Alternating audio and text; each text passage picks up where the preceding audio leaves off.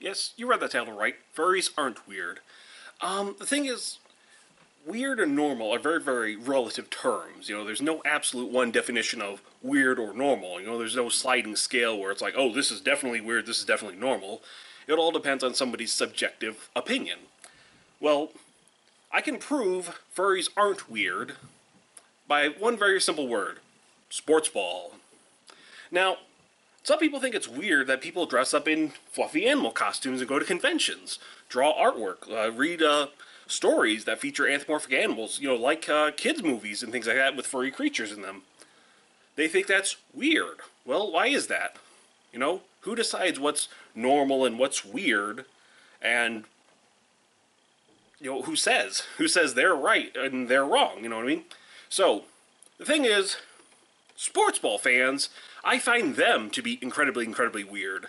Like, I find it weird that a person will strip down almost completely naked, cover their body in paint from head to toe, stand out in freezing weather for 4.5, 5 hours, screaming his lungs out in support of his team. That's weird, okay?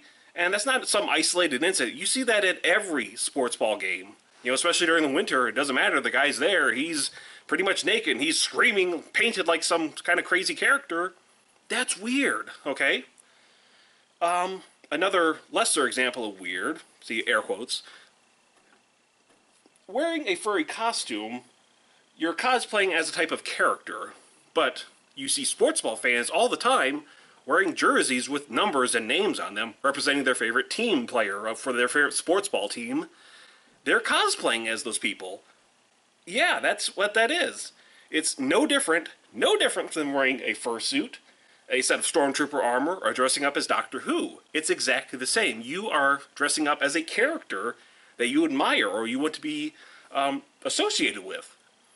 It is no different at all.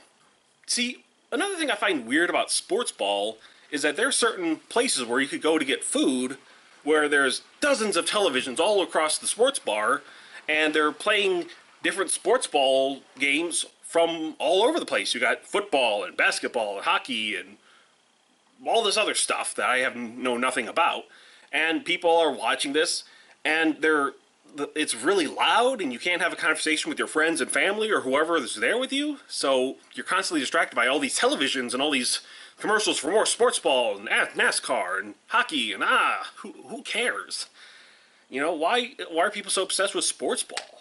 Well, anyway, that's the point I'm trying to make here, is that those people are obsessed with sports and sports ball players and team jerseys and stats and fantasy football and all this stuff.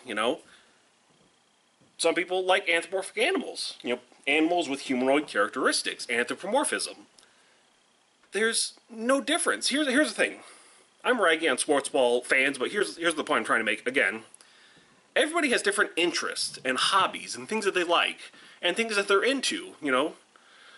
Call it a personality quirk or whatever for some people, but dressing up as an animal is no different than dressing up as your favorite sports ball character wearing the jersey. There's no difference there. We're both doing the exact same thing, furries and non-furries. But, I don't know, I'm going to say this for a future video, but some people see this sort of thing, and they think, oh no, that's some sort of scary monster, some messed up crazy person. Well, if you examine the person underneath of it, they're just a regular person. They're no different than me or you. Maybe they're a little nerdier, maybe they're a little more socially awkward, but that's a generality, but they're a person. They're just a regular flesh and blood human being person. There's like, you couldn't pick them out of a police lineup, you know what I mean? You couldn't point and say that's definitely the furry because they look like you and me, and like I said, the generalization, they're not all, shy, geeky, nerdy, whatever. Some of them are just regular people like, bankers or race car drivers or stockbrokers, whatever. People, they're just people who have an interest in anthropomorphism. It's just a hobby. That's all it is. There's no difference between having this as a hobby versus having the crazy sports ball as a hobby. There's people who just like sports ball, and then there's people who are, yeah, sports ball!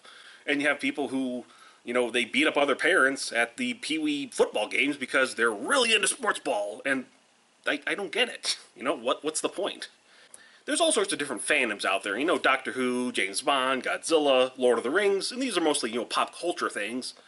And again, those are no different than sports ball fans, because, you know, with furry fandom, you have conventions, you have cosplay, you have art, you have literature, and all sorts of stuff. Exact same thing with Lord of the Rings and Harry Potter and Star Wars and Star Trek, and go down the list of just things that people have hobbies for, you know?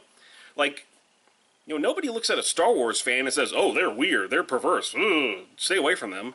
You know, nobody says that about a Harry Potter or Doctor Who fan. And the thing is, the definition of weird or normal changes all the time. You know, it wasn't all that long ago that things like homosexuality was considered weird, but now it's considered normal for a lot of people.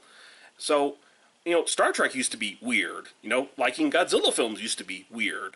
But nowadays, those things are mainstream, to borrow some hipster lingo. They're very, very normal, so to speak, nowadays.